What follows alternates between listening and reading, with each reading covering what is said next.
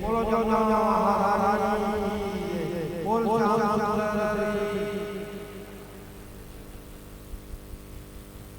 गुरुदेव निवेदन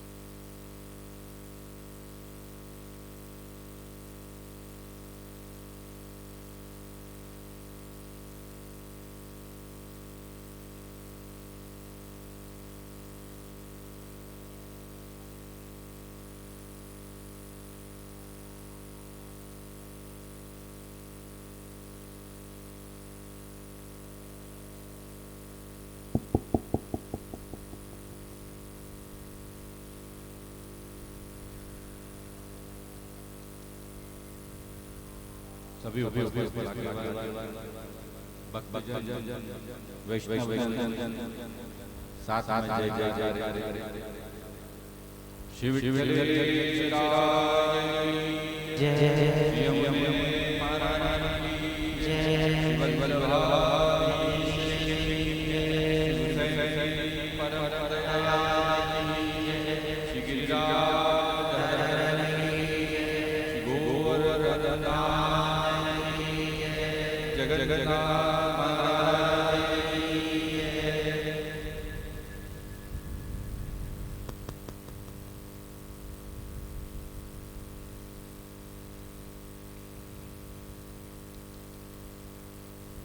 मंगलाचरण करके फिर हम आनंद लेंगे आगे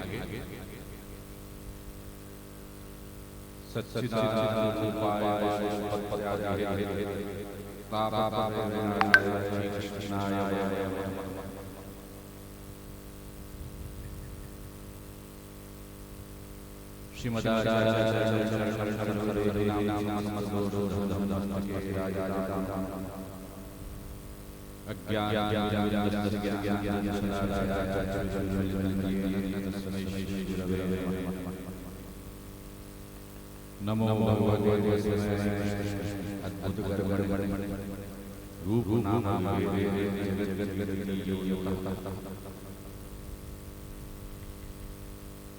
गुरु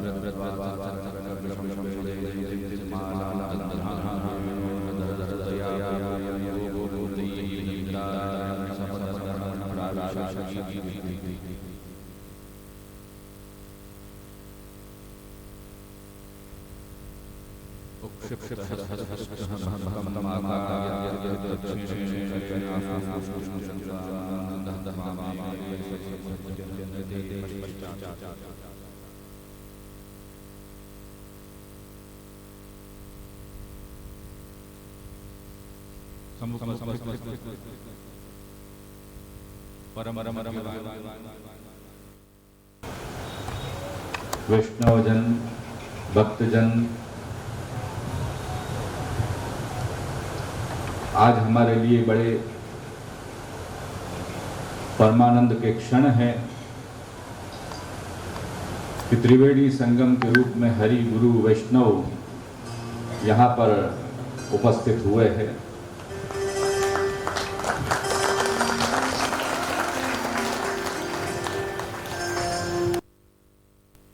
और इसका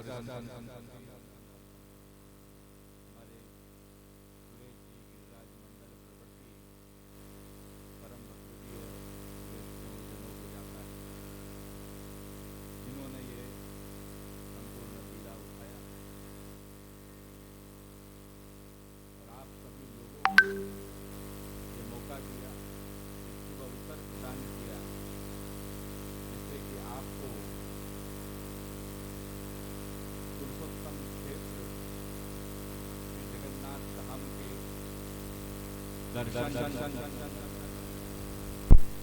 तथा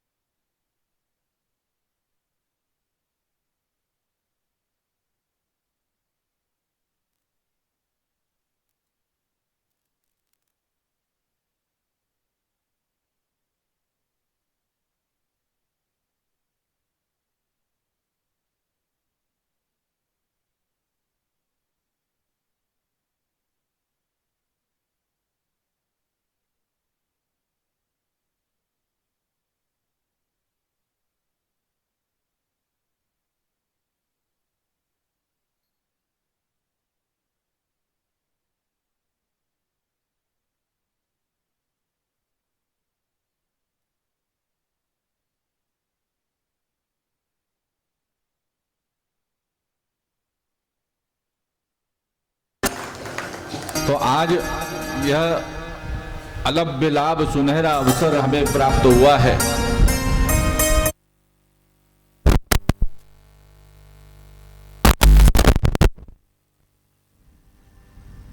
जो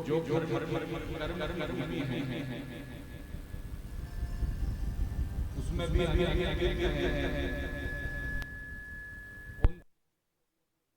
सनात किया है, आचार्यों ने सनात किया है और आपने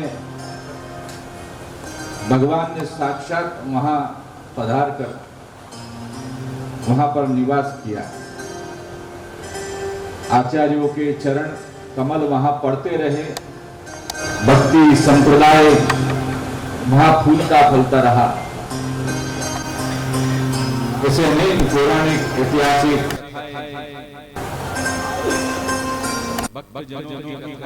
आचार्यों की कथाएं हमारे साहित्य में भरी पड़ी। हमारा तो यह सौभाग्य है कि हम यहाँ भगवत कथा में उपस्थित हो सके हैं। भगवत कथा में जगह उपस्थित हो सके हैं। प्रभु किसी प्रकार का विघ्न नहीं आया। प्रभु कृपा से सभी लोगों का मन तो यह सब आचार्य गुरु कृपा और प्रभु भगवान की कृपा से ही संभव होगा। इसीलिए श्रीमद् वल्लभाचार्य आज्ञा करते हैं अनुग्रह हम के मार्ग में चले, भगवत नाम जप भगवत गुणगान सुने, उनके कीर्तन को गाएं, उनके स्वरूप को निरीक्षें, अपने हाथ से उनकी पूजा सेवा तो ये हमारी ताकत से अहंकार नहीं। जिन पर कृपा हुई यम श्रुति में कहा है, जिन पर कृपा हुई जिनका वर्णन कर लेते हैं, जिनको वो चुन लेते हैं, ऐसे जो चयनित अनेक वही इस प्रकार लाभ प्राप्त कर सकते। तो हमारा सद्भाग्य है कि हम यहाँ उपस्थित हैं और चारों मुख्य धाम हैं जो कलिकाल में मुख्य धाम कहा गया, क्षेत्र कहा गया, उनकी चरण में हम आ गए। उनके स्थान पर उपस्थित होकर हम में जहाँ कहीं पवित्र आत्माओं संत महात्माओं ने अपने जीवन को नाम देते हुए व्यतीत किया, समर्पित किया, संतों ने भगवान का साक्षात्कार प्राप्त किया।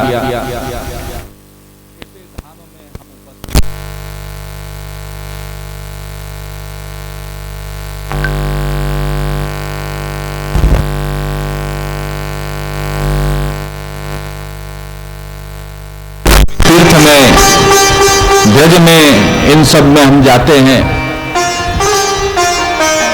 तो वहां पर मुख्य भक्ति है, मुख्य भगवान है, उन पर ध्यान केंद्रित करना, वहां पर हमारे शरीर को, मन को, धन को लगाने की कोशिश करना,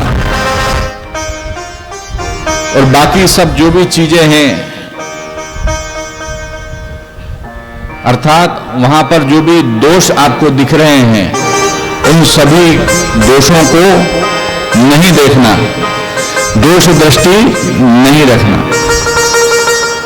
गुण दृष्टि रखना, सकारात्मक दृष्टि रखना। इसी प्रकार हम यहाँ मूल उद्देश्य भगवत दर्शन, भगवत सेवा, पूजा तथा कथा श्रवण सत्संग है, तो उसी पर ध्यान केंद्रित करके और अन्य सभी चीजें गौण मानकर यथाशक्ति हमको आगे बढ़ना चाहिए। क्योंकि इधर उधर ध्यान हमारा केंद्रित हो जाएगा, व्यवस्थाओं में, दूसरी चीजों में, दोषों को देखने में, जो भी स्थानिक पंडित इत्यादि हैं उनके दोषों को देखने में, तो हमारा जो मुख्य वस्तु है वो छूट जाएगी। इसलिए सभी तीर्थों में सब प्रकार के जीव हैं, सब चलता रहता है, परंतु हमें इतना करना है कि हमारी दृष्टि शुद्ध रहे भगवान के प्रति। यही श्रीमद् वल्लभाचार्य महाप्रभु का संदेश।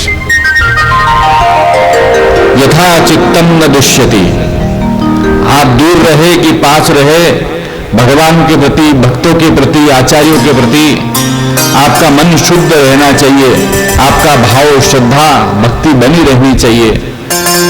उनके प्रति दोष भाव, दोष का विचार ये मन में नहीं आना चाहिए। तो आपका तीर्थ क्षेत्र में जाना, तो उनकी सेवा करना, उनकी पूजा करना, ये सब सफल है। इसलिए ये भी हमारे लिए एक अलौकिक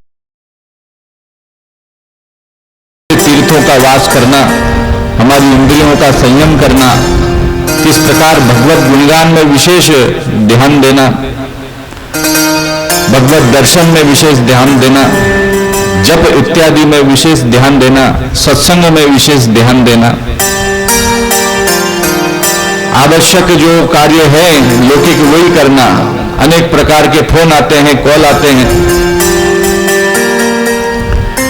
तो जितने आवश्यक कार्य हैं उनको आप करते रहें, अनावश्यक कार्यों को छोड़ते रहें।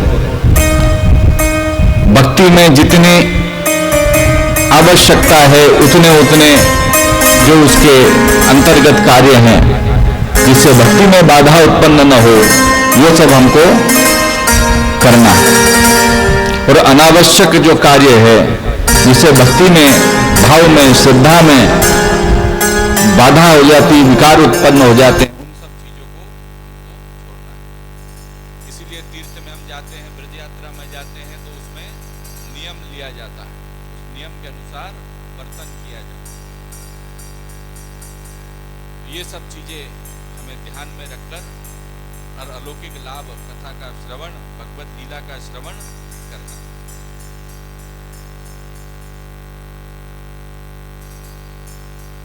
जगत गुरु द्वितीय पीठाधीश्वर गोस्वामी खजाराज श्री कल्याण राय जी महाराज श्री गुरुवर की आज्ञा अनुसार यह सुंदर आयोजन हमारे परम भगवतीय सुरेश जी, मोहनलाल जी हमारे सम्मुख लेकर आए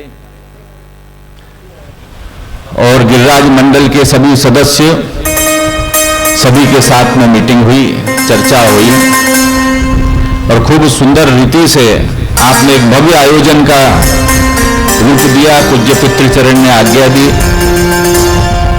और पुनश्च पिछले वर्ष श्री जगन्नाथ जी की कृपा हुई थी, हम सब परिवार यहाँ आए थे। बहुत से वैष्णव भी साथ में थे, उन्होंने भी दर्शन सेवा का लाभ लिया।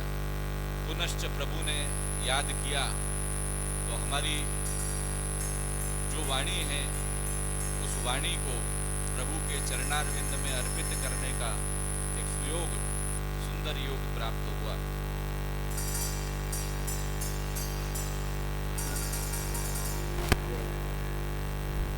वाणी गुणानुकथने, जो वाणी है उसकी सार्थकता भगवत गुणगान करने के अंदर है। तो भगवत गुणगान निकले उस पुष्पांजलि को प्रभु के, गुरु के चरण कमलों में हम अर्पित करेंगे। उनके चरण कमलों में हमारी विज्ञप्ति है कि आपकी कृपा से ही यहाँ पर सभी का आना सफल होगा, सब कार्य निर्विघ्न होंगे। और ये भी विज्ञप्ति है कि आपकी कृपा से जो लोग यहाँ पर पधारे हैं, आए हैं, उन सब में भगवत धर्म के प्रभाव से, सत्संग के प्रभाव से मन साफ हो, भक्ति भाव उत्पन्न हो, श्रद्धा उत्पन्न हो, हरि गुरु वैष्णव सेवा परायणता हो, ऐसे ही आपके चरणारविंद में विनती।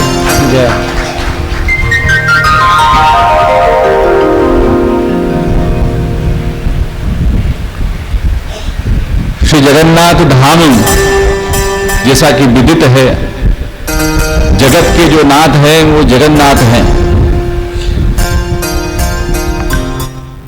आपने, भगवान ने विचार करके इस भारतवर्ष को धर्म की भूमि बनाया। श्रीमद् भागवत इत्यादि ग्रंथों में आता है कि भगवान के 24 अवतार इस भूमि को पवित्र करने के लिए हुए, धर्म की संस्थापना करने के लिए, अधर्म का नाश करने के लिए, साथ ही भक्तों के मनोरथ को पूर्ण करने के लिए आप विराजमान हुए, आप अवतरित हुए। भगवान पुरुषोत्तम, जो लोक वेद प्रसिद्ध पुरुषोत्तम है, जिसके लिए श्रीमद् भगवद गीता जी में यस्माक्षरम मतितोहम अक्षरादात अक्षरादपिचोत्तम अतोस्मे लोके वेदे च प्रथित पुरुषोत्तम, जो सर्वक्षेपिक श्रेष्ठ अक्षर ब्रह्म,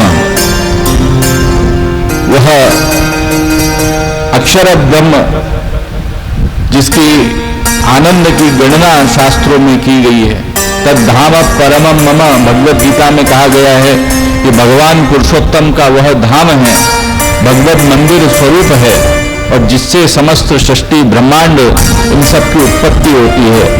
वह निराकार उस रूप में है, परंतु साकार वह धाम के रूप में। ऐसा अक्षर ब्रह्म, उन अक्षर ब्रह्म के अंदर निवास करते हुए समस्त सृष्टि के सर्व काम, सर्वरस, सर्वगंध पूर्ण पुरुषोत्तम, ऐसे भगवान श्री कृष्ण वहां विराजमान। और वही भगवद इच्छा से इस भारत भूमि पर अपने अवतारों को करते हैं। नारायण स्वरूप से वही प्रकट होते हैं और नारायण स्वरूप से वही त्रिदेवों को उत्पन्न करते हैं। वही ब्रह्मा, विष्णु और शिव रूप में व्याप्त होते हैं। वह त्रिदेव स्वरूप भी वे स्वयं हो जाते हैं। और ऐसे ही अपनी अनेक जो प्रकृति है, सात्विक, राजस, तामस, उन तीन प्रकृतियों से जब आप उस प्रकार के कार्य करते हैं, तब विष्णु, ब्रह्मा और शिव के रूप में आपकी अभिव्यक्ति होती। हरि विरंची हरेति संज्ञा, ऐसा श्रीमद् भागवत में आता है कि विष्णु, ब्रह्मा और हर महादेव ये आपकी ही संज्ञा है, अलग अलग नाम है, अलग अलग आपके ही रूप है, सभी रूप में आप ही विहार करते हैं, आप ही वह स्वरूप। तो वही जो पुरुषोत्तम स्वरूप है, वही पुरुषोत्तम स्वरूप जब इस भूतल पर प्रकट होते हैं तो उनको अवतार कहा जाता है। यह अवतार भक्त की रक्षा के लिए, भक्त के हित के लिए होता है। यह अवतार का कंसेप्ट भी बड़ा सुंदर है, इसको भी हम कल समझेंगे। आज श्री जगन्नाथपुरी के जो महात्म्य है श्रीमद् भागवत, क्योंकि यहां पर हमारी की जा रही है, और श्रीमद् वल्लभाचार्य महाप्रभु जिस संप्रदाय से हम, जैसी गुरु परंपरा को हमने बताया कि विष्णु स्वामी संप्रदाय जो चतुर्थ संप्रदाय कहे गए हैं, उसमें विष्णु स्वामी संप्रदाय, रामानुज संप्रदाय, निम्बार्क संप्रदाय, माधव संप्रदाय। तो वल्लभाचार्य महाप्रभु विष्णु स्वामी संप्रदाय के अंतर्गत आप वैष्णवाचार्य हैं, और वही जो गुरु परंपरा है वह आपने प्रकट करी है। तो उस परंपरा के अंतर्गत अनेक गुरु उस रूप में हुए हैं, और वह गुरु रुद्र संप्रदाय के रूप में बताए गए। भगवान पुरुषोत्तम स्वयं उसमें गुरु हैं। उन्होंने भगवान शिव को इस प्रकार से दीक्षित किया, इसलिए पद्म पुराण में इस बात का स्पष्टीकरण आता है। तत्पश्चात भगवान शिव ने नारद जी को उस मंत्र से दीक्षित किया। व्यास गुरु वेद व्यास जी कृष्ण देवपायन, तत्पश्चात सुखदेव जी, तत्पश्चात बिल्व मंगलाचार्य, और ये बिल्व मंगलाचार्य 700 वर्ष तक जीवित रहे योग विद्या से। और जब श्रीमद् वल्लभाचार्य महाप्रभु दक्षिण भारत में कृष्णदेव राजा के यहाँ पधारते हैं, वहां पर शास्त्रार्थ होता है। उस शास्त्रार्थ में आप ब्रह्मवाद का स्थापन करते हैं, शुद्धाद्वैत का स्थापन करते हैं।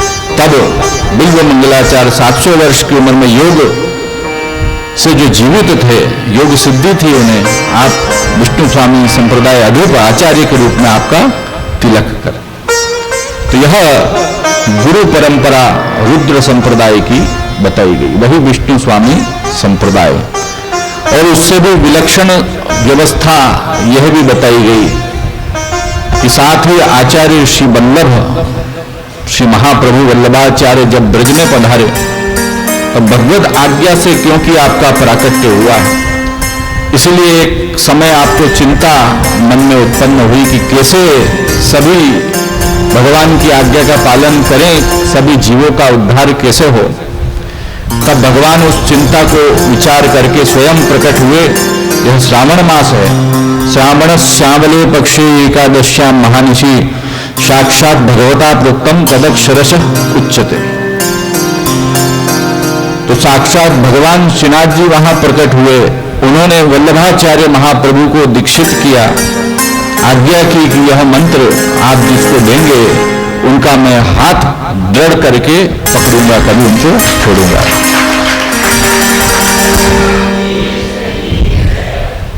तब वहां उपस्थित भक्त दामोदर दास हलसानी, उनको आपने दीक्षित किया। तत्पश्चात संपूर्ण सृष्टि को, जो वैष्णव सृष्टि थी, उनको दीक्षित किया।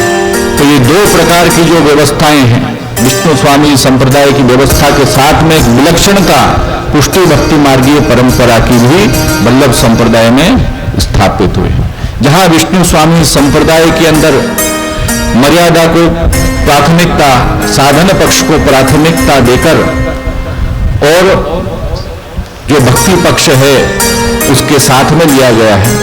वहीं पुष्टि संप्रदाय की जो विलक्षणता है, उसमें प्रमेय अर्थात कृपा मार्ग की विशेष प्रधानता दी गई है। साधन साध्यता को गौण रख के निस्साधनता का भाव प्रकट किया। तो जैसे भक्त जैसा अधिकार वैसे उनकी मानसिकता, और उस प्रकार श्रीमद् वल्लभाचार्य महाप्रभु की कृपा से जो मूल संप्रदाय अधिक है वो उनको शरण लेते हैं, उन पर कृपा करते हैं, और वैसा ही फल उन्हें प्राप्त हो। तो यह हमारे संप्रदाय की परंपरा की चर्चा करके हम जगन्नाथ धाम आते हैं। जगन्नाथ धाम श्रीमद् वल्लभाचार्य महाप्रभु समस्त आचार्य जो प्रकट हुए हैं सबके लिए बड़ा प्रसिद्ध स्थान रहा, पुरुषोत्तम क्षेत्र इसे कहा गया। इसकी कथा भी बड़ी सुंदर है, प्रसिद्ध है। पुनश्च श्रवण करके जैसे गाय जुगाली करती है, खा के वापस निकालती है और फिर जुगाली करती है तो वो अच्छी तरह पच जाता है, ऐसे ही हमको भी जुगाली करनी पड़ती। सुना बहुत है परंतु जब सुनते हैं जब कुछ नवीनता भी हो सकती है, इसलिए वो जुगाली करते रहे तो समझते रह सकते हैं। तो ऐसे राजा इंद्रद्युम्न उज्जैन के राजा हुए, मालवा क्षेत्र के वे राजा थे। यहां भी हमारे मध्य प्रदेश की बात तो आ ही गई है। तो उज्जैन मालवा के वो राजा थे, भगवत भक्त थे परम। एक बार उन्होंने सुना कि सुदूर पूर्व क्षेत्र के अंदर भगवान विष्णु की एक अलौकिक छवि, एक अलौकिक विग्रह नील माधव नाम से प्रकट हुए, और वहां के जो जनजातीय वर्ग है वहां उनकी पूजा अर्चना करते हैं, और बड़ा दिव्य स्वरूप है। देवता भी वहां पूजन अर्चन करने आते हैं। अपने पुरोहित को वो वहां भेजते हैं कि आप देखो, तलाश करो, हमारी ऐसी इच्छा है कि हम भी उनके दर्शन करें और अलौकिक लाभ लें।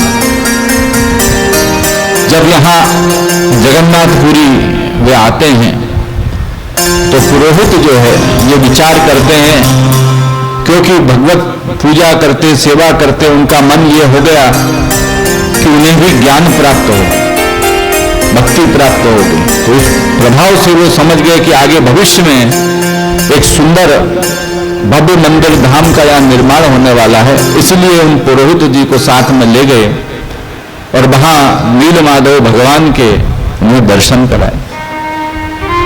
दिव्य अलौकिक चतुर्भुज ऐसा स्वरूप आपका, साक्षात नारायण स्वरूप से वो देखकर मोहित होकर बड़ा आनंद हुआ। तत्पश्चात पुनश्च वे मालवा लौटते हैं, राजा को खबर करते हैं। स्कंद पुराण में इसका उल्लेख है, ब्रह्मांड पुराण में इस कथा का उल्लेख है। सभी जगह सार ये है कि जब तक गुरु कृपा नहीं होती है तब तक भगवान की प्राप्ति नहीं होती है।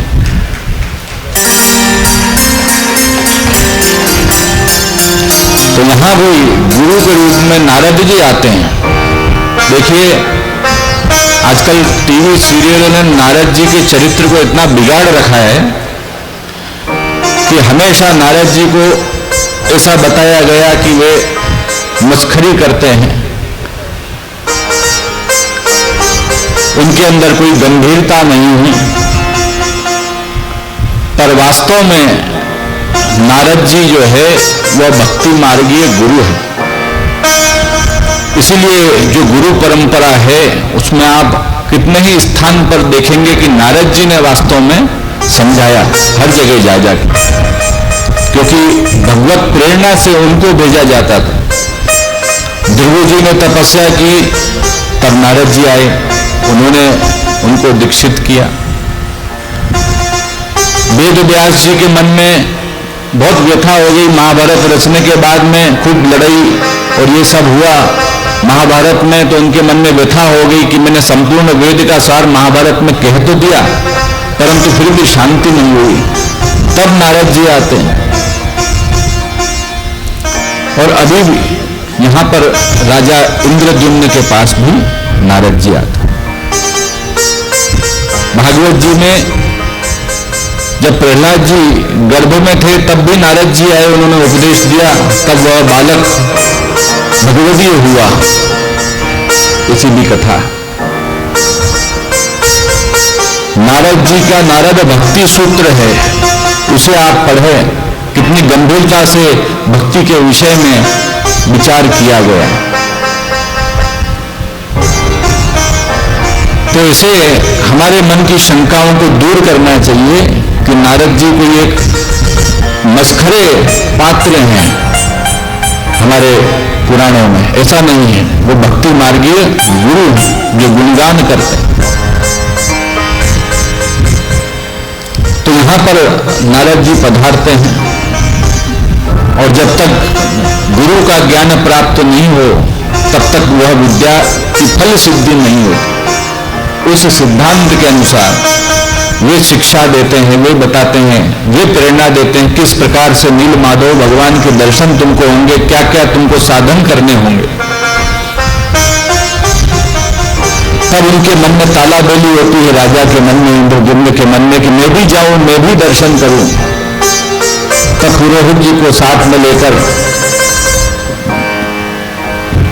जब वे नीलाद्रि पर्वत पर चढ़ते हैं, यह संपूर्ण क्षेत्र एक पर्वताकार नीलाद्रि पर्वत के रूप में कहा गया है हमारे शास्त्रों, और उसमें भगवान नील माधव विराजमान। परंतु वहां प्रभु की ऐसी इच्छा थी कि अपनी अलग लीला प्रकट करनी थी, इसलिए वह स्वरूप वहां से तिरोभूत हो गए, स्वधाम पधारे। राजा को बड़ा विरह ताप हुआ कि मैं इतनी दूर से आया, भगवान विष्णु के प्रति, नारायण के प्रति मेरा संभाव है, फिर भी दर्शन प्राप्त नहीं हुए, क्या करना। तो बड़ा विरह उत्पन्न हुआ। नारद जी की प्रेरणा से वह कितने ही यज्ञ यागादि किए गए। तब जब विरह की उत्कटता हो गई, क्योंकि जब तक भगवान के प्रति आपका हृदय शुद्ध नहीं हो, भगवान प्रकट नहीं हो। जैसे सोना है वह तपने के बाद शुद्ध होता है, ऐसे हम मनुष्य हैं, जब तक भगवान के प्रति आरती, ताप और क्लेश और विरह ये नहीं होगा कि कब दर्शन होंगे, कब पूजा का, सेवा का लाभ मिलेगा, हमारा जन्म तो व्यर्थ ही जा रहा है। अभी तक प्रभु का साक्षात्कार नहीं हुआ, प्रभु के दर्शन प्राप्त नहीं हुए। ऐसे ऐसे जो भाव हैं वो जब तक हृदय में आते नहीं और वो अपने पूरे मन को आप्लावित नहीं कर देते, अर्थात भिजा नहीं देते, तब तक भगवान हृदय में प्रकट नहीं होते। क्योंकि हृदय तो अशुद्ध है, अशुद्ध स्थान पर भगवान नहीं पधारते। तो इन भावों के माध्यम से हमारे मन का शुद्धिकरण गुरु कृपा से हो जाता है। तब इन राजा का मन भी शुद्ध हुआ और जब रात्रि को यह सोए, जब स्वप्न में इन्हें आज्ञा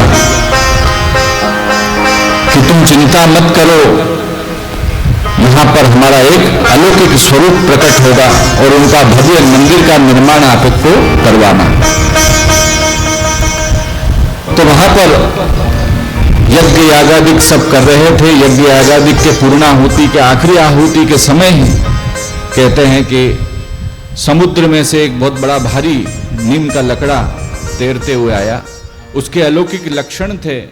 वह अलौकिक लक्षण देखकर नारद जी ने उसे पहचाना कि यह तो वही लकड़ी को दारू कहा गया है, ये दारू ब्रह्म है। दारू प्लवते, वेद इत्यादि में भी उसका उदाहरण आता है कि यह अलौकिक लकड़ी के रूप में परब्रह्म अपनी अभिव्यक्ति दिखा रहे हैं। तब उनका विधि विधान से पूजन करके जैसे ही उठाने का प्रयास किया गया तो वह अलौकिक जो लकड़ी थी वो उठी नहीं। तब राजा ने विचार किया कि क्या बात है। तब जो शबर जाति के मुखिया थे उन्हें बुलाया गया, क्योंकि वे ही उनकी पूजा करते थे, नील माधव की। देखिए हमारे यहाँ जनजातियों का भी कितना ध्यान रखा गया। जनजातियों की अवहेलना हमारे यहाँ नहीं की, वनवासियों की अवहेलना हमारे यहाँ नहीं की। हनुमान जी, वानर प्रभृति सभी वनवासी थे। ऋषि मुनि वन में वास करते थे। शबरी वनवासी थी। इस प्रकार अनेक आचार्यों ने अपने चरित्रों में बताया है कि देवासुरो मनुष्य वा यक्ष गंधर्व वा, कोई भी हो, कैसा भी हो, भक्ति में सभी का अधिकार है। भक्ति पुनाति मन निष्ठा स्वापाकान अपि संभवात। जो अत्यंत क्रूर कर्म करने वाले इस प्रकार के लोग हों और ये वो छोड़कर यदि वो भक्ति ग्रहण कर लेते हैं तो भी उनके पूर्व किए हुए कर्मों को भगवान क्षमा कर देते हैं। भक्ति के प्रभाव से ही वे सब कर्म धुल जाते हैं, साफ हो जाते हैं और भगवान उनके ऊपर प्रसन्न होते हैं। यह अलौकिक भक्ति का प्रभाव है। इसीलिए भगवान के प्रति प्रेम, उसी का नाम भक्ति, वह हमको संप्रदाय के अनुसार अवश्य करना चाहिए। तो यहां दारू ब्रह्म इंद्रद्युम्न राजा के समक्ष प्रकट होते हैं। नारद जी उसके लक्षण देखते हैं और वह परब्रह्म अपनी अभिव्यक्ति अलग अलग रूप में करते हैं। श्रीमद् भागवत जी में आता है कि भगवान की 8 प्रकार की मूर्तियां हो सकती है। उपासना की दृष्टि से, भक्ति मार्गी दृष्टि से, ज्ञान मार्गी दृष्टि से, सभी प्रकार से, ब्रह्मवाद की दृष्टि से जो मूर्ति का पूजन है वो हमारे यहाँ उपयुक्त बताया। कितने ही ऐसे विधर्मी लोग हैं जो मूर्ति पूजन का विरोध करते हैं। तो मूर्ति वो साक्षात भगवत स्वरूप है, उस रूप में वो अभिव्यक्ति भगवान की करते हैं। सर्वतः पाणिपादांतम सर्वतः शिरोमुखम। भगवान के सभी जगह चरणारविंद है, सभी जगह भगवान के श्रीहस्त हैं, सभी जगह मुखारविंद है। अनेक श्रीहस्त, अनेक मुखारविंद भगवान के गीता जी में बताया। पुरुष एवे दग्गुम यद भूतम यच्च भव्यम। सभी रूप में भगवान परब्रह्म विराजमान है, तो जो मूर्ति है उसमें भी वो अवश्य विराजमान। जो मूर्ति हैं उसमें वे अवश्य विराजमान हैं और दूसरों के करते अपना आनंदमय विग्रह जो भगवान का है वे उस मूर्ति में वे पधराते हैं। निर्दोष पूर्ण गुण विग्रह भगवान है। भगवान के श्री विग्रह में कोई प्रकार का दोष नहीं है, निर्दोष। बढ़ना, घटना, वृद्ध होना, ये सब भगवान के श्री विग्रह शरीर में नहीं होता, वे एक समान ही रहते हैं। षड विकार जिसे कहा गया है वो भगवत स्वरूप में हमको विचार नहीं करना। अगर ऐसा करते हैं तो भागवत जी, सुबोधनी जी के अनुसार असंभावना और विपरीत भावना करते हैं कि भगवान ने 16,000 गोपियों के साथ में रास कैसे रचाया। भगवान जो है उनको पच नहीं रहा, उनको उल्टी आ रही है। भगवान स्नान करने गए हैं, भगवान अशुद्ध हो गए।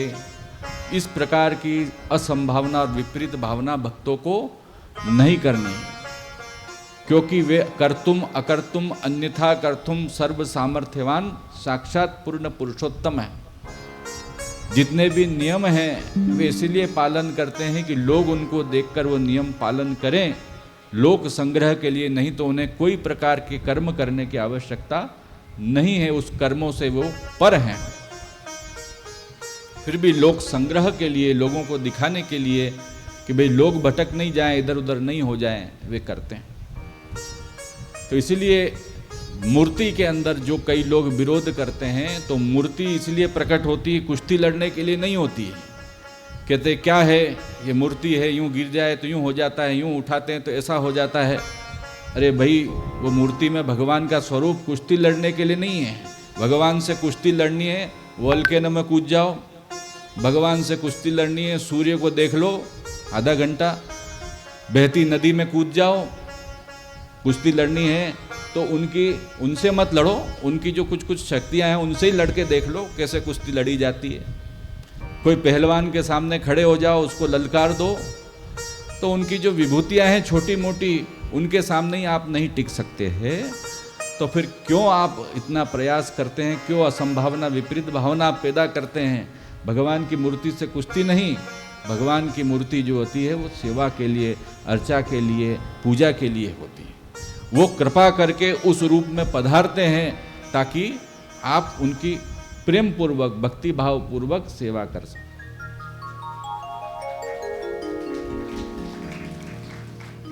जैसे भगवान नरसिंह से पूछा गया, प्रहलाद जी को जब बोला गया हिरण्यकश्यपु के द्वारा कि भाई तेरे भगवान कहाँ हैं, कि भाई समस्त विश्व में व्याप्त हैं, तब कहा गया क्या खंबे में भी व्याप्त हैं?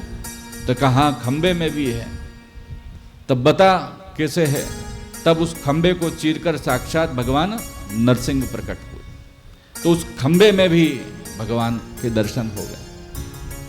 तो जाकी रही भावना जैसी प्रभु मूरत तिन देखी तैसी। जैसी आपकी भावना, भाव के भूखे हमारे प्रभु हैं, जैसे भक्त भावना कर देते हैं उस रूप में वो पधार जाते हैं, उस रूप में आपकी पूजा अर्चना सेवा को वो स्वीकार करते हैं। आचार्य श्री वल्लभ आज्ञा करते, यथा सुंदरताम यान्ति वस्त्रे आभरणे रपि। जैसे सुंदरता लगे उस प्रकार वस्त्र धराएं, आभरण धराएं, उन भगवान की मूर्ति में ये भावना करें कि ये साक्षात स्वरूप आकार है, साक्षात भगवान इसमें पधार गए हैं। आनंद मात्र करपाद मुखोदरादि, हमारे यहाँ बताया गया है कि उनका श्री विग्रह कैसा है कि हाड़ मांस से बना हुआ नहीं है, तो कैसा है? आनंद मात्र करपाद मुखोदरादि। आनंद मात्र ही मुखारविंद है, चरणारविंद हैं, हस्त हैं, उदर हैं, ये सब आनंद मात्र है। आनंद ही एवं आकार समर्पकः, जो आनंद है वही आकार देता है। हमारा आकार कौन देता है? हमारे माता पिता देते हैं। हमारे माता पिता का जैसा आकार होगा वही आकार हमारे शरीर में आएगा। जीन्स जैसे होंगे वैसे ही हमारा शरीर बनेगा। परंतु भगवान का आकार कौन देता है? वह उनका आनंदात्मक स्वरूप देता है। हम क्यों पैदा होते हैं? हमने जो प्रारब्ध कर्म किए हैं उन कर्मों के कारण से उस बंधन को छुड़ाने के लिए, उन कर्मों के बंधन को हटाने के लिए, और नवीन कर्म अच्छे करें इसके लिए हम पैदा होते हैं। तो भगवान कर्मों के बंधन से पैदा नहीं होते हैं, उनको कोई प्रकार के कर्म बांध नहीं सकता। कर्म भी उनकी एक शक्ति है। काल, कर्म और स्वभाव, ये तीनों उनकी शक्तियां। इसीलिए तो काल को भी वो अपने वश में रखते हैं। कभी बालक बन जाते हैं भक्तों के आगे, कभी मोहिन रूप धारण कर लेते हैं, कभी नरसिंह रूप धारण कर लेते हैं, कभी वामन रूप धारण कर लेते हैं, कभी कृष्ण रूप धारण कर लेते हैं। कृष्ण रूप में भी बाल, पौगंड, प्रौढ़ अनेक रूप धारण कर लेते हैं। तो ये भक्तों के ऊपर कृपा करने के लिए इतने प्रकार के आप स्वरूप धारण करें। इसीलिए भगवान का जो श्री विग्रह है उसके अंदर किसी प्रकार का संशय हमको नहीं होना। और ये परंपरा हमारे यहाँ बहुत प्राचीन वैदिक काल से चली आ रही है। अनेक लोग ये भ्रांति उत्पन्न करते हैं कि वैदिक काल में ये परंपरा नहीं थी, तत्पश्चात प्रारंभ हुई। तो प्रसंगोपात ये दारू ब्रह्म, जो लकड़ी के रूप में ब्रह्म की अभिव्यक्ति हो रही है, उसमें हमने आपको उसका निराकरण समझाया। क्योंकि आजकल इंटरनेट के माध्यम से अनेक लोग प्रवचन दे रहे हैं, अनेक प्रकार की भ्रांतियां उत्पन्न हो रही हैं।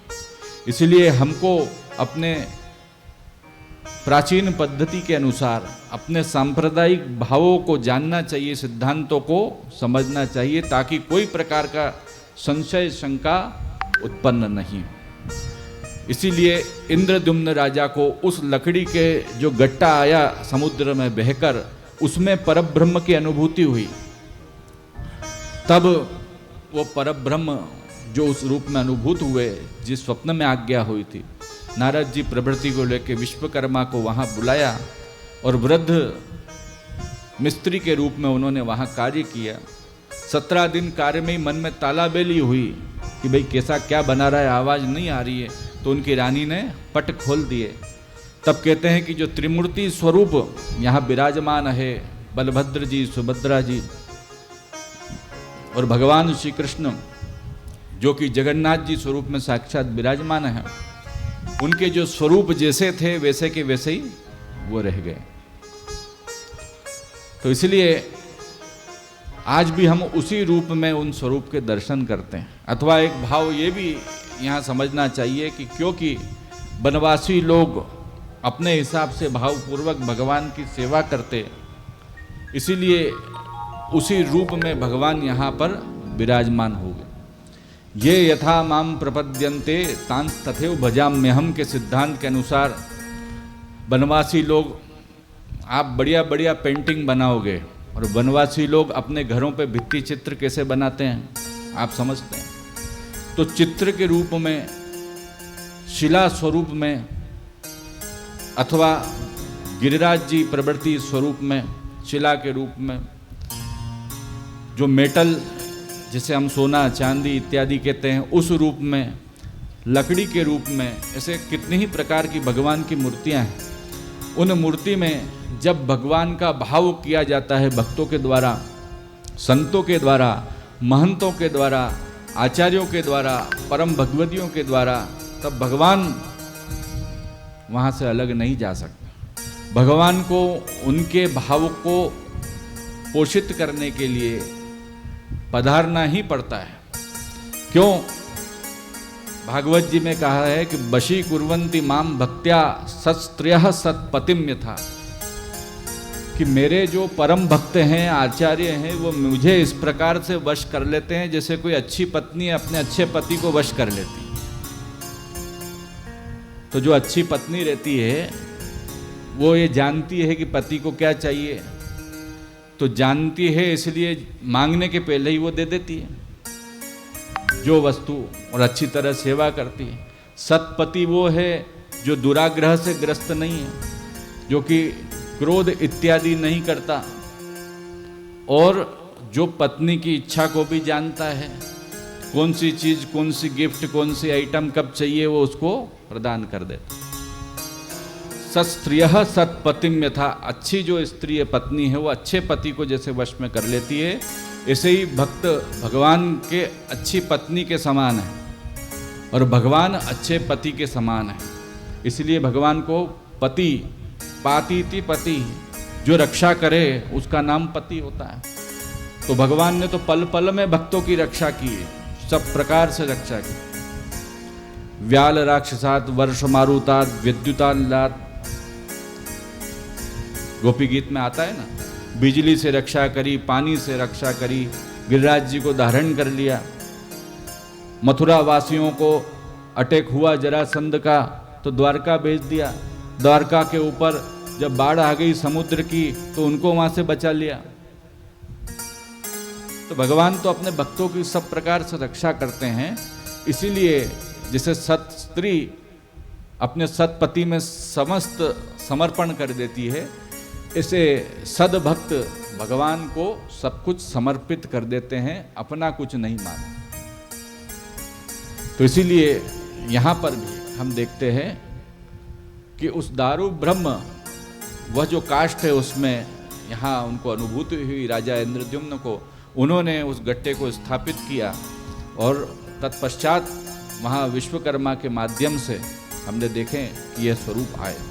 और जो वनवासी हैं उनके भाव को भी ये यथा माम प्रपद्यन्ते के भाव से पूर्ण किया। इस प्रकार कई लोग कहते हैं कि जगन्नाथ जी के तो श्रीहस्ती नहीं है, तो क्या है, ऐसा कैसे हो गया, इतनी बड़ी बड़ी आँख कैसे बना दी।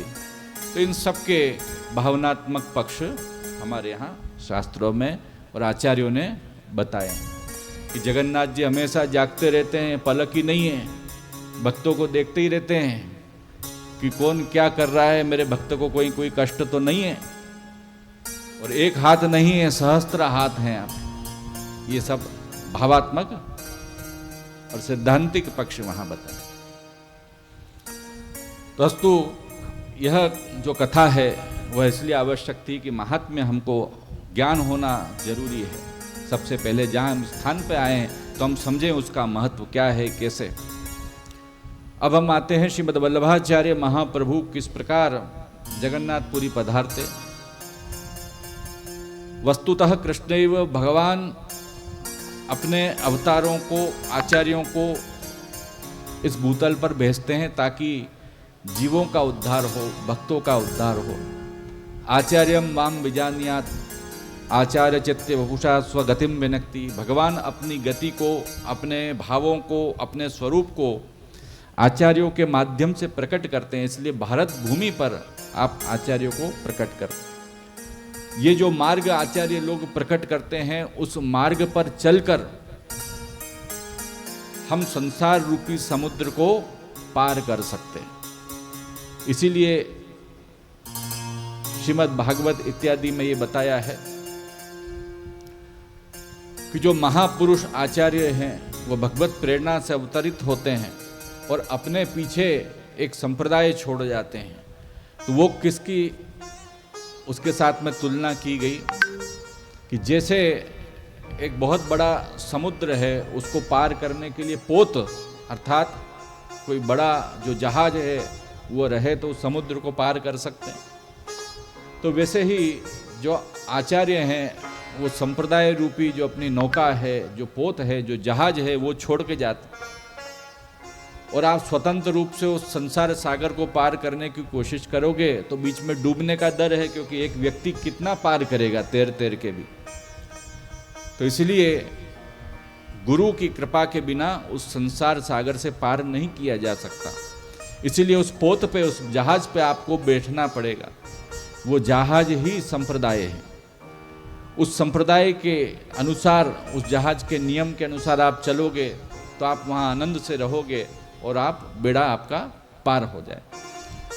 गुरु नाविक के समान होता है, तो वह साक्षात संप्रदाय अधिप, संप्रदाय के जो अधिष्ठाता गुरु, जिनको भगवान ने प्रेरणा की है, प्रकट हुए हैं, वे करते हैं।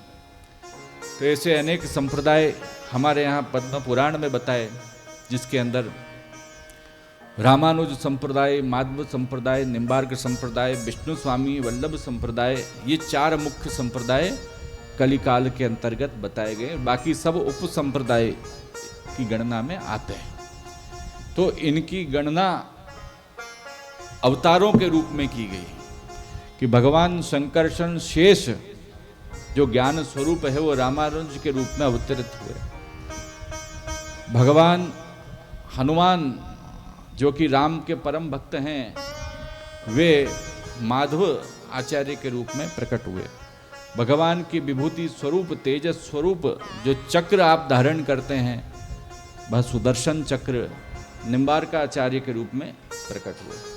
और विष्णु स्वामी वल्लभाचार्य जो है, साक्षात गोपी जन वल्लभ के अवतार हुए। ये मैं नहीं कहता, ये पद्म पुराण कह रहा है। तो सभी आचार्य अपने अपने रूप में प्रकट हुए हैं। ऐसे ही श्रीमद् वल्लभाचार्य महाप्रभु भी प्रकट हुए हैं। वे भी वस्तुतः कृष्ण एव श्री कृष्णास्यम के रूप में आपकी व्याख्या की गई। भगवत मुखारबिंद स्वरूप से वे प्रकट हुए। तो जब आप प्रकट हुए, भूतल पर भक्ति का आपने प्रचार किया भगवत आज्ञानुसार, एवं नियमित आप जगन्नाथपुरी पधारते। संपूर्ण भारतवर्ष में 3 बार आपने पृथ्वी परिक्रमा की, अनेक तीर्थों को स्नात किया, शुद्धाद्वैत साकार ब्रह्मवाद का आपने स्थापन किया और 84 बैठकों में अनेक बैठकों पर आपने श्रीमद् भागवत पारायण सुबोध जी का किया और अनेक चरित्र आपने प्रकट किए। एक बार श्रीमद् वल्लभाचार्य महाप्रभु जब जगन्नाथपुरी पधारते हैं, यहाँ आप हर वर्ष नित्य पधारते हैं। रथ यात्रा जब होती, जब यहीं विराजते, 6-6 महीना आप विराजते। भगवत सेवा, जगन्नाथ जी की सेवा, प्रवृत्ति सब आप करते। क्योंकि ये पुरुषोत्तम क्षेत्र है, इसलिए भगवान पुरुषोत्तम में कोई प्रकार का भेद हमारे यहाँ नहीं देखा गया है। तो उस पुरुषोत्तम स्वरूप से भगवान सेव्य है।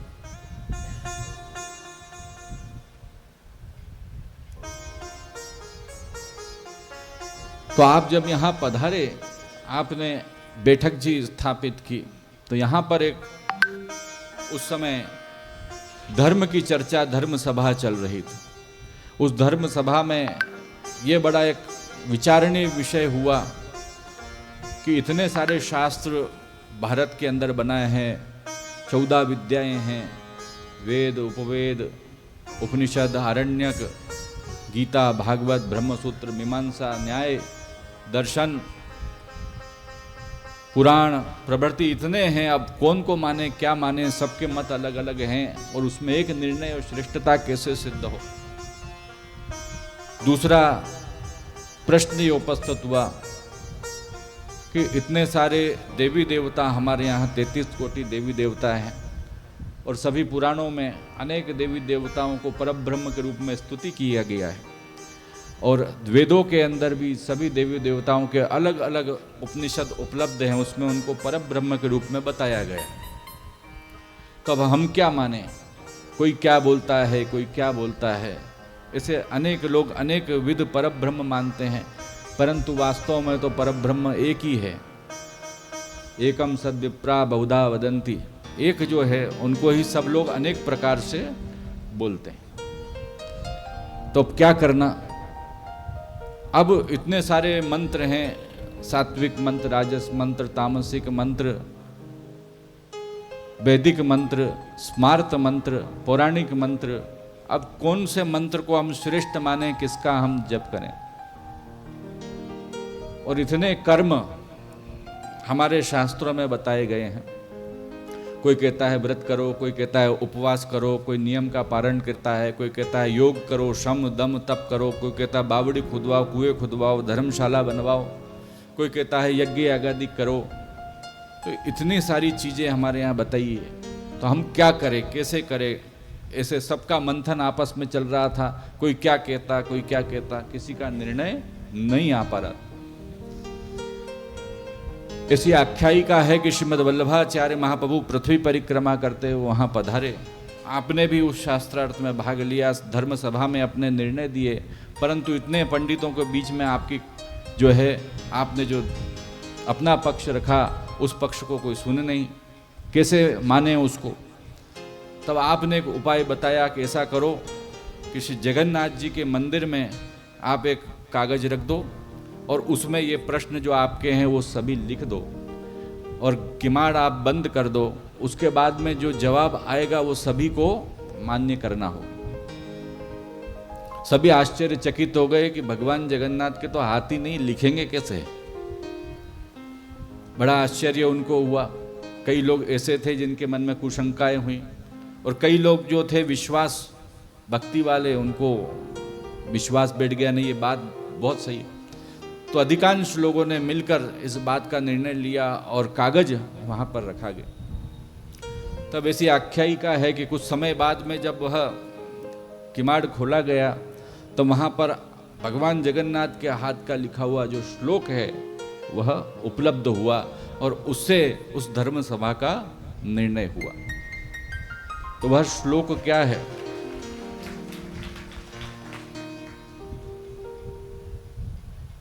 तो हमारे यहाँ इतने सारे शास्त्र हैं, 14 विद्याएं बताई गई हैं। उन विद्याओं में धर्म, अर्थ, काम, मोक्ष, पुरुषार्थों की सिद्धि होती है। अब कैसे हम मुख्य शास्त्र को ढूंढे? तो आपने कहा एकम शास्त्रम देवकी पुत्र गीतम। भाई जितने भी शास्त्र हैं उनका सार भगवान ने महाभारत के अंदर, गीता जी के अंदर बता दिया। भगवान स्वयं तो ग्वालिया बने, अर्जुन को बनाया बछड़ा, और जो वेद आदि जो 14 विद्याएं हैं उनका सार आपने दूध के रूप में निकालकर, अमृत के रूप में निकालकर बछड़े रूपी जो अर्जुन है उसको आपने पिलाया है, ऐसा बताया है। तो इसीलिए श्रीमद् भगवत गीता में हम देखते हैं कि सभी शास्त्रों का, उपनिषदों का, वेदों का जो सार है वो आ गया। और भगवत गीता का सार जो है वो यही है, ना हम वैदे न तपसा न ज्ञाने न चेज्जया। न तो मुझे वेद के माध्यम से, ज्ञान के माध्यम से, यज्ञ यागादिक के माध्यम से जान सकते, और मुझे देखना हो, मुझे प्राप्त करना हो तो भक्त्या एकया हम ग्राह्य, मुझे एकमात्र भक्ति के माध्यम से ही प्राप्त कर सकते हैं। इसलिए सभी शास्त्रों में श्रेष्ठ शास्त्र भगवत गीता को बताया। अब दूसरा प्रश्न हुआ कि इतने सारे उपनिषद में कोई तो क्या बोलता है, इतने सारे पुराण में कोई शिव जी को, कोई सरस्वती को, कोई देवी जी को, कोई ब्रह्मा जी को, कोई भगवान विष्णु को परब्रह्म बता रहा है, तब क्या करना। तो वहां पर निर्णय कैसे हो। तो आपने कहा कि जितने भी देवी देवता और सब जो बताए गए हैं उन सब का सार एक ही है।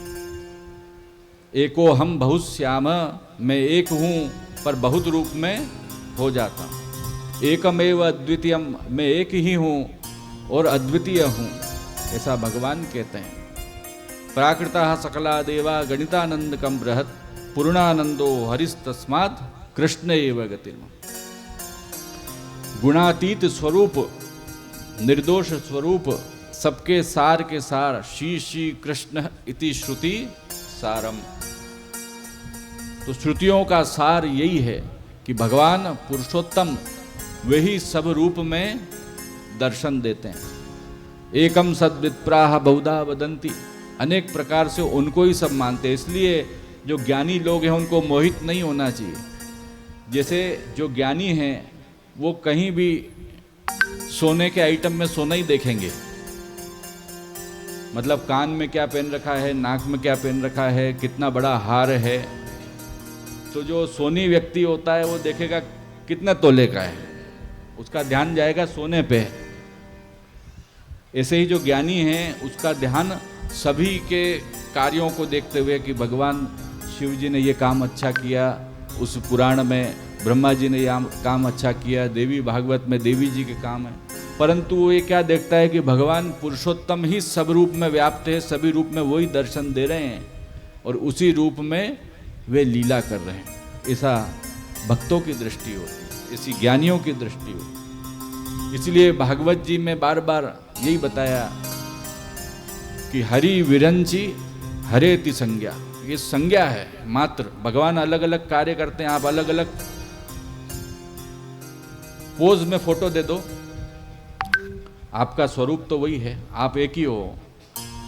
कोई खड़े हुए स्वरूप में आपने फोटो ले लिया, कोई बैठे हुए रूप में आपने फोटो ले लिया, कोई लेटे हुए रूप में आपने फोटो ले लिया। तो जैसा जैसा कार्य वैसा वैसा आपका नाम पड़ गया। जब भगवान ने विश्व बनाया तब ब्रह्मा नाम बन गया, जब भगवान ने उसका पालन किया तो विष्णु नाम पड़ गया, जब भगवान ने उसका संहार किया जब उनका नाम रुद्र या शिव पड़ गया। तो इस रूप में हमें उनकी लीलाओं के ही दर्शन करना चाहिए, ये सार है। तो श्रीमद् वल्लभाचार्य महाप्रभु यहाँ पधारे, उन्होंने इस प्रकार की अलौकिक लीला करी और उस श्लोक में जगन्नाथ जी ने यह निर्णय दिया, एको देवो देवकी पुत्र एव, एक ही देव है। यस्माक्षरम मतितोहम अक्षरादपि चुत्तमः अतोस्मि लोके वेदे च प्रतितः पुरुषोत्तम। वो पुरुषोत्तम स्वरूप में मैं ही व्याप्त हूँ। अपना विराट स्वरूप भगवान ने गीता जी में बताया, उसमें काल स्वरूप भी आपने बताया, चतुर्भुज स्वरूप भी बताया और सभी देवी देवता उनके उस स्वरूप में, विराट स्वरूप में विराजमान हैं, उस स्वरूप को भी आपने बताया। इसीलिए भी हमको ये जानना चाहिए, समझना चाहिए। अब शंका होती है कि कौन सा मंत्र कैसे जपें, क्या करें। तो हमारे संप्रदाय के गुरु द्वारा प्रदत्त जो मंत्र वही श्रेष्ठ है। आपको अपने संप्रदाय का अष्टाक्षर मंत्र मिला, रामानुज संप्रदाय का मंत्र अलग है, ओम नमो नारायणाय। ऐसे ही कहीं गोपाल मंत्र की दीक्षा दी जाती है, कहीं द्वादशाक्षर मंत्र की दीक्षा दी जाती है। तो आप जिस संप्रदाय से दीक्षित हैं उस संप्रदाय की परंपरा के अनुसार मंत्रों का जाप करना। और अनेक मंत्र हैं, उन मंत्रों में जो श्रेष्ठ मंत्र है वो भगवत नाम के मंत्र हैं। भगवत नाम वही मंत्र रूप है। तो मंत्रोपि एकस्तस्य नामानि यानि।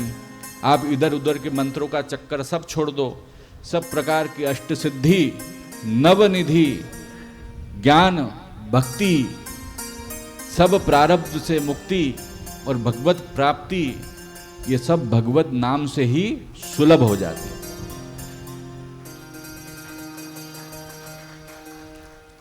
इसलिए हमेशा नित्यम श्री कृष्ण शरणम मम वदद्भिरेव, इसलिए बताया कि हमेशा भगवत नाम का आप जप करते। कर्माप्येकम तस्य देवस्य सेवा।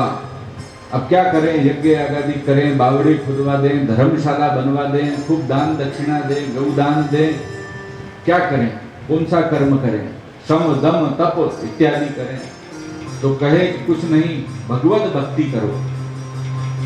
सबका सार यही है कि कर्म, ज्ञान, उपासना, इन सब में जो भक्ति है वही भगवान की प्रिया है, वही भगवान को प्रसन्न कर सकती है। भक्ति अर्थात प्रेम। ज्ञान के अंदर आप अपना अहंकार लेके बैठोगे। गीता जी में भी भगवान कहते हैं कि अनेक जन्मों के अंतराल के बाद ज्ञानी जो है मुझे प्राप्त करता है, और जो भक्त है वो मुझे बड़ा प्रिय है। यो मत भक्तः समय प्रिय। तो इसलिए अनेक प्रकार के जो उपाय हैं, उन उपायों को गौण रूप में करते हुए, छोड़ना नहीं है, छोड़ नहीं देना कि सब कुछ छोड़ दिया, ऐसे नहीं। सब जिम्मेदारी को निभाते हुए, करते हुए, पुण्य इत्यादि कार्य भी करते हुए, भगवत भक्ति को हमको समेट के चलना है, लेकर चलना है। इसीलिए कर्माप्येकम तस्य देवस्य सेवा। सेवा का मतलब है प्रेम पूर्वक कृति। अपने जो सेव्य है, जिनकी हम सेवा कर रहे हैं, उनके श्रम का ध्यान रखना, उनको सुख पहुंचाना, वो सेवा है। पड़ा पड़ी इस प्रकार की सेवा नहीं। जैसे वो गुरु की एक वार्ता आती है सेवा की, कि दो बच्चे थे, एक को एक टांग दी, एक को एक टांग दी। भाई सेवा करो, एक तो इधर खींचे, एक इधर खींचे। तो आखिरी में इतनी जोर से खींचा कि जो गुरु है उसको बड़ा श्रम हो गया, परिश्रम हो गया। दोनों ने खींचा, मैं करूं और मैं करूं। तो सेवा के अंदर तत्सुखे सुखित्वम की भावना होना जरूरी है कि हम सेवा कर रहे हैं तो मैं इधर खींचूं, तू उधर खींचे, उससे नहीं। सबका संतोष हो और भगवान को संतोष मिले, सेव्य को संतोष मिले।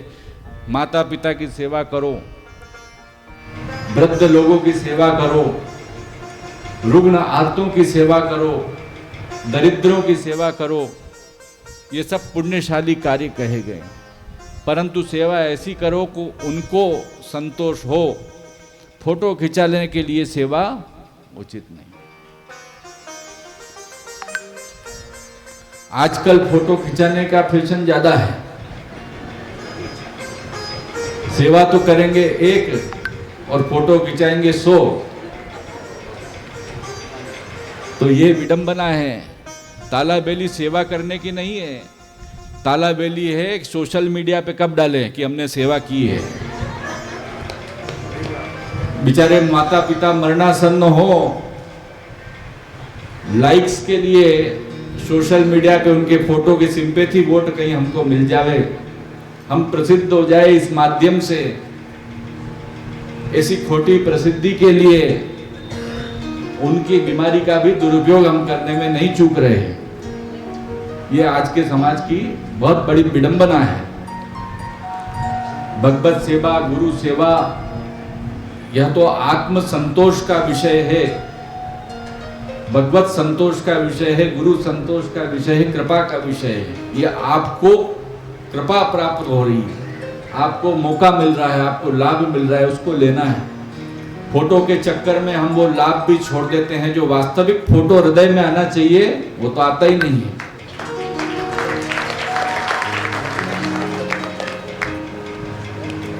लोग धामों में जा रहे हैं, दर्शन कर रहे हैं, परंतु दर्शन मोबाइल के अंदर से कर रहे हैं।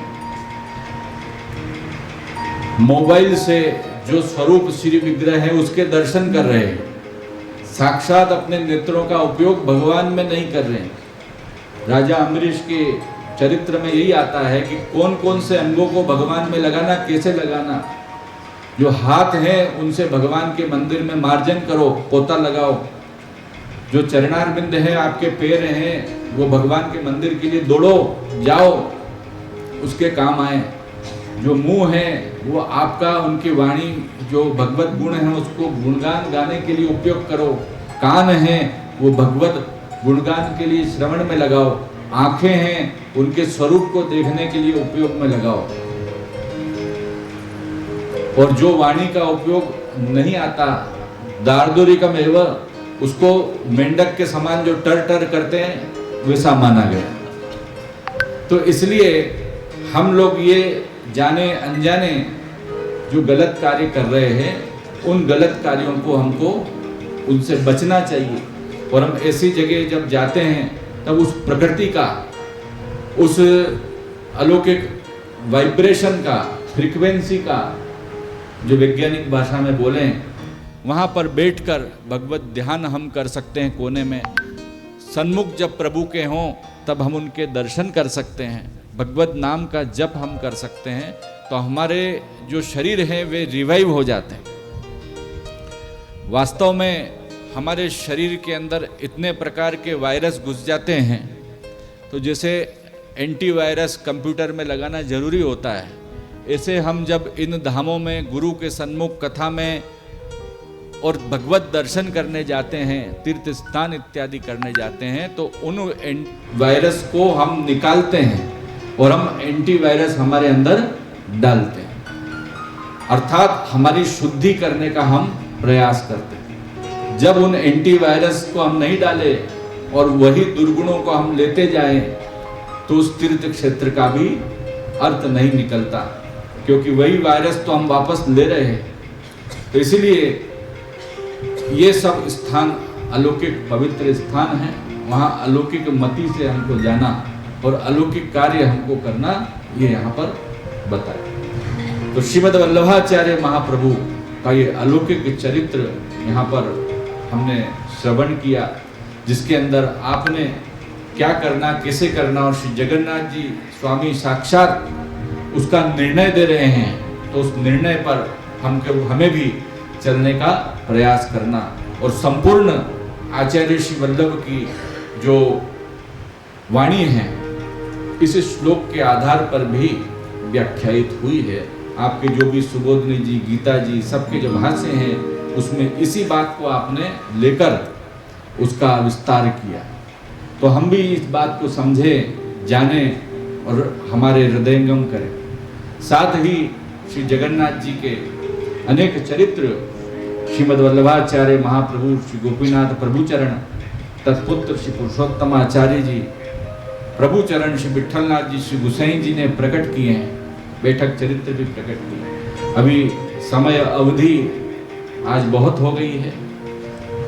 कल हम सब महात्म्य को समझ कर श्रीमद् भागवत के महात्म्य को समझेंगे और इन सब को हृदयंगम करेंगे। इतना ही कह के वक्तव्य को विराम दें।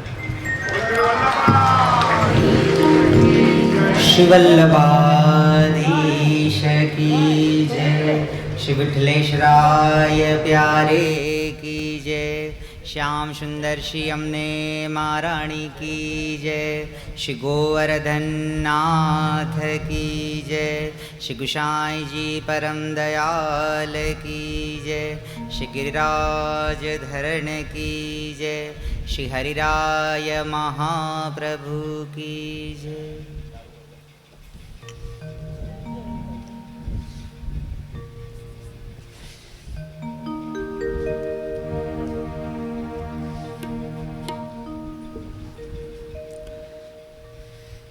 जय जगन्नाथ बोल,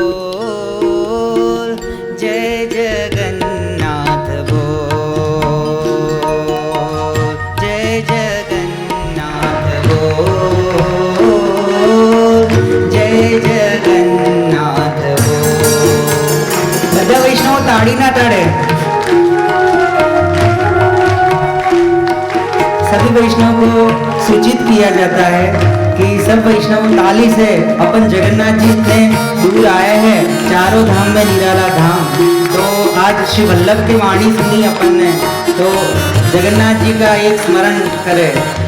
जय जगन्नाथ बोल, जगन्नाथ बोल, जय जगन्नाथ बोल, जय जगन्नाथ बोल। पावन पावन प्यारा प्यारा, पावन प्यावन प्यारा प्यारा, यही अनमोल। जय जगन्नाथ बोल, जय जगन्नाथ बोल, जय जगन्नाथ बोल। श्री राधे जय हो।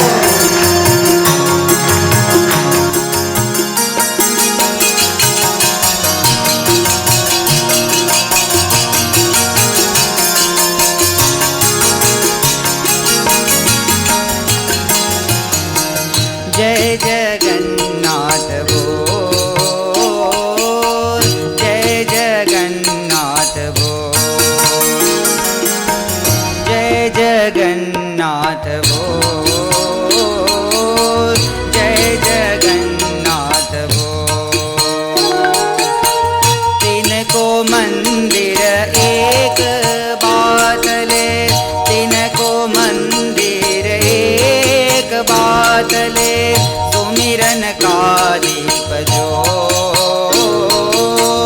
जय जगन्नाथ बोल, जय जगन्नाथ बोल, जय जगन्नाथ बोल, जय जगन्नाथ बोल, जय जगन्नाथ बोल। श्री जगन्नाथ भगवान की जय, श्री विठलेश्वराय की जय।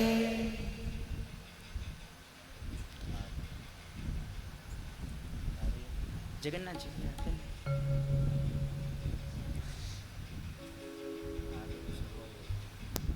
आरती। मनोरथी वैष्णव आरती माटे, मनोरथी जो वैष्णव मनोरथी है वो आरती के लिए स्टेज पे आ जाए। मनोरथी वैष्णव जो भी है वो आरती के लिए शीघ्र स्टेज पर आ जाए।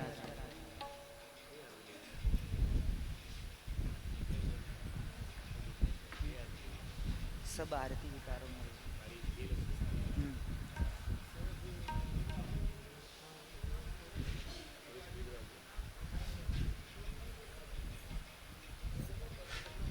ये पंखा बंद कर दीजिए ना।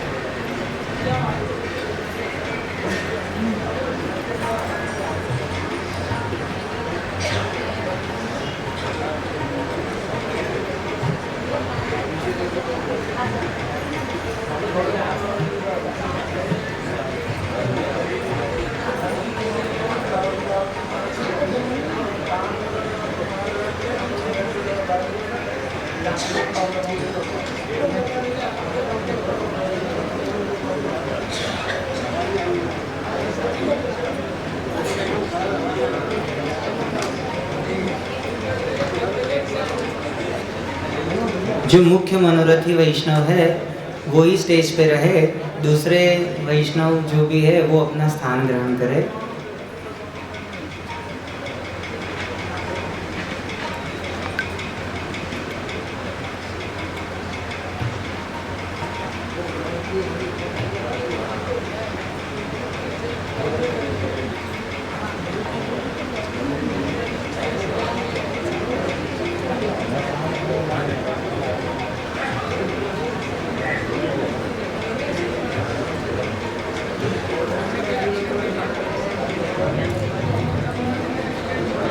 शिवल्लभाधीश की जय, सब आरती उतारो मेरे लालन की, सब आरती उतारो मेरे लालन की, मेरे लालन लालन की, मेरे लालन की, सब आरती उतारो मेरे लालन की। सब आरती उतारो मेरे लालन की। मात यशोदा करत आरती, मात यशोदा करत आरती, गिरधर लाल गोपालन की, सब आरती उतारो मेरे लालन की, सब आरती उतारो मेरे लालन की। ब्रज जन मिल सब मंगल गावत, ब्रज जन मिल सब मंगल गावत, छवि निरखत नंद लालन की, सब आरती उतारो मेरे लालन की, सब आरती उतारो मेरे लालन की। मोर मुकुट पीतांबर सोहे, मोर मुकुट पीतांबर सोहे, मुख पर लाल गुलालन की, सब आरती उतारो मेरे लालन की, सब आरती उतारो मेरे लालन की।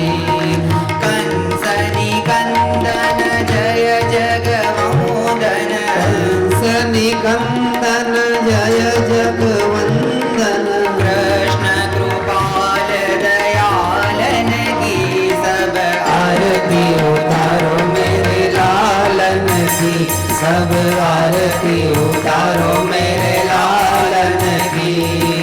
मोतिन माल माल दियरु छवि, मोतिन माल माल दियरु छवि, ऊपर तुलसी मालन की, सब आरती उतारो मेरे लालन की, सब आरती उतारो मेरे लालन की। कृष्णदास बलहारी छवि पे, कृष्णदास बलहारी छवि में, कृष्ण कन्हैया लालन की, सब आरती उतारो मेरे लालन की, सब आरती उतारो मेरे लालन की, सब आरती उतारो मेरे लालन की, सब आरती उतारो मेरे लालन की। श्री कृष्ण कन्हैया लाल की जय, आराधिक्यं श्री भागवत समर्पयामि। भगवान की जय। आरार्तिक्यं समर्पयामि, शीतलीकरणं जलं समर्पयामि। देवं दद्यातः आत्मरक्षार्थे प्राणरक्षार्थे स्वयं गृहीत्वा अथ मन्त्रपुष्पाञ्जलिं ॐ जगनेन जगन्मयजं तदेवास्तानि धर्माणि प्रथमान्यासन्नः ते हनाकं महिमानः सचन्त्र यत्र पुरवे साध्यः सन्ति देवाः। ॐ राजाधिराजाय प्रसह्य साहिने नमो वयं वै श्रवणाय कुर्महे समे कामान् कामकामाय मह्यं कामेश्वरो वै श्रवणगुगातु कुबेराय वै श्रवणाय महाराजाय नमः। ॐ स्वस्ति साम्राज्यं भोज्यं स्वराज्यं वैराज्यं पारमेष्ठ्यं राज्यं महाराज्यमाधिपत्यमयं समन्तपर्यायैष्यातः सार्वभौमा सर्वायुषा आन्तादात् परार्धात् पृथिव्यै समुद्रपर्यन्ताया एकरणितिः तदपि श्लोको अभिगितो मरुता परिविष्टारो मृतशावसनग्रही आविक्षिप्तस्य कामप्रेर विश्वे देवा सभासद इति। ॐ विश्वतक्षुरुत विश्वतो मुखो विश्वतो बाहुरुतः विश्वतस्पाता शम्बाभ्यं धमति सम्पतत्रिर्ध्याव भूमि जनयन्त देव एकः। हरिः ॐ एकदन्ताय विद्महे वक्रतुण्डाय धीमहि तन्नो दन्ति प्रचोदयात्। हरिः ॐ कात्यायनी च विद्महे कन्याकुमारी च धीमहि तन्नो देवी प्रचोदयात् हरिः ओम् नन्दनन्दनाय विद्महे यशोदानन्दनाय धीमहि तन्नो श्रीकृष्ण प्रचोदयात् हरिः ओम् वृषभानुजायै च विद्महे कृष्णप्रियायै च धीमहि तन्नो राधा प्रचोदयात् ज्ञानगंगायै च विद्महे पंचम वेदाय धीमहि तन्नो श्रीमद्भागवत प्रचोदयात् सेवन्तिका वकुलचम्पकपाटलाब्जै पुण्यागजाति करवेलरशालपुष्पै बिल्वप्रवाह तुलसी दलमञ्जरीभिः त्वां पूजयामि जगदीश्वर मे प्रसीद नानाशुगन्धि पुष्पाणि यथा कालोद्भवानि च पुष्पाञ्जलिं मया दत्ता ग्रहणं परमेश्वर सांगाय सपरिवाराय सायुधाय सत्यविगाय श्रीमद्भागवत पुराणाय प्रथम दिवसे मंत्र पुष्पाञ्जलिं समर्पयामि। गोपाल कृष्ण भगवान की वल्लभाधीश की श्री श्याम सुंदर यमुना महारानी की आचार्य परम दयाल की जगन्नाथ भगवान की यमुना महारानी की आज के आनंद की महाराज श्री की आचार्य परम दयाल की जय जय श्री राधे जय जय श्री राधे जय जय श्री राधे श्याम। सभी वैष्णव जनों से निवेदन है कि कल हम कोणार्क मंदिर सूर्य मंदिर देखने चलेंगे 2 बजे बाद। जिनको भी सामूहिक रूप से चलना हो शाम को 7 बजे अपने नाम लिखा दें तो वाहन की व्यवस्था हम कर पाएंगे। कल 2 बजे भागवती के बाद अपन चलेंगे। तो जिसको भी नाम लिखाना हो वहाँ कार्यालय के आदमी बैठेगा, कोई भी शाम को अपने नाम लिखा देना तो उसके हिसाब से अपन वाहन की व्यवस्था कर लेंगे।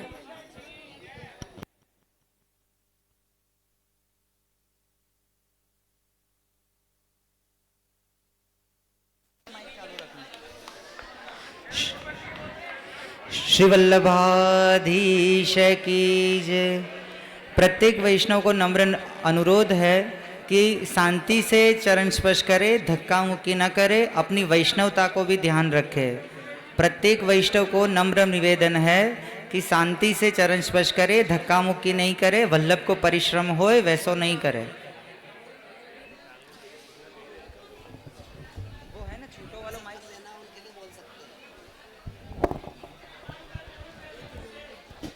सोने की छड़ी रुपए की मसाल, जरियन को जामा मोतियन की माल, ब्रज के अधिपति गोकुल के छत्रपति गौ ब्राह्मण प्रतिपालक राजनपति राजा महाराजा राजा श्री वल्लभाधीश प्रभु ने घनी घनी क्षमा महाराज।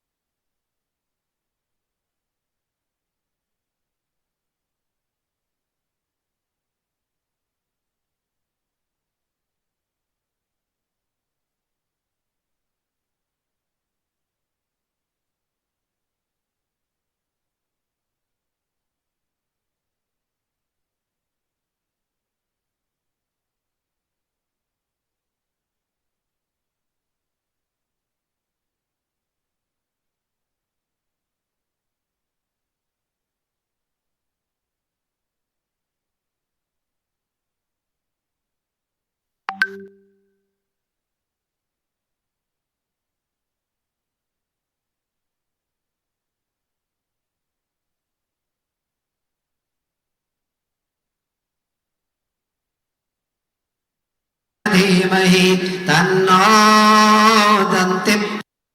आपने क्या करना, कैसे करना, और श्री जगन्नाथ जी स्वामी साक्षात उसका निर्णय दे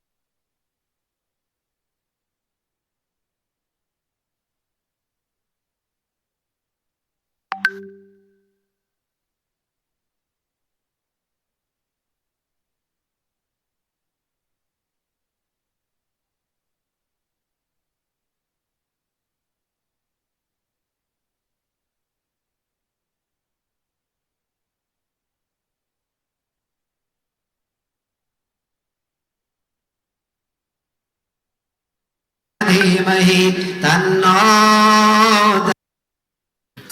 यस्माक्षरम मतितोहम अक्षरादपि चुत्तमः अतोस्मि लोके वेदे च प्रतितः पुरुषोत्तम।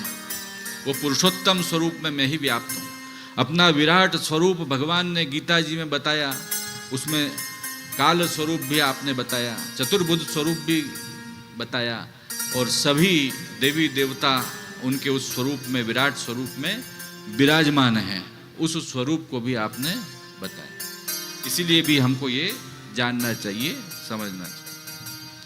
अब शंका होती है कि कौन सा मंत्र कैसे जपें, क्या करें। तो हमारे गुरु द्वारा प्रदत्त जो मंत्र वही श्रेष्ठ है। आपको अपने संप्रदाय का अष्टाक्षर मंत्र मिला, रामानुज संप्रदाय का मंत्र अलग है, ओम नमो नारायणाय। ऐसे ही कहीं गोपाल मंत्र की दीक्षा दी जाती है, कहीं द्वादशाक्षर मंत्र की दीक्षा दी जाती है। तो आप जिस संप्रदाय से दीक्षित हैं, उस संप्रदाय की परंपरा के अनुसार मंत्रों का जाप करना